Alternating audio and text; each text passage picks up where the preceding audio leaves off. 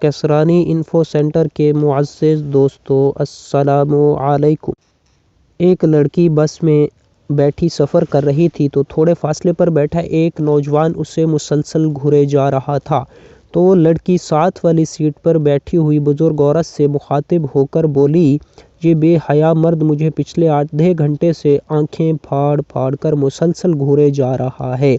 بوڑھی اماں نے ایک لمبی سانس لی اور بڑے اطمینان سے بولی، بیٹا یہ وہی دیکھ رہا ہے جو دکھانے کے لیے تم نے اتنا چست لباس پہن رکھا ہے۔ اسلام میں مرد کو نظریں جھکا کر چلنے کا حکم ہے، مگر عورت کو بھی اچھا اور اسلام کے مطابق لباس پہننے کا حکم ہے۔ جو عورتیں پردہ کرتی ہیں انہیں اپنے آپ پر فخر ہونا چاہیے، کیونکہ دنیا میں بہت سی کتابیں ہیں مگر غلاف صرف قرآن پاک کو ہی چڑھایا جاتا ہے۔ دنیا میں بہت سی عمارتیں ہیں مگر صرف خانہ کعبہ کو ہی ڈھانپا جاتا ہے۔ دنیا میں کثیر تعداد میں عورتیں ہیں مگر پردہ صرف مسلمان ہی کرتی ہیں، یعنی کہ ہمیشہ عزت والی چیز کو ہی پردہ میں رکھا جاتا ہے۔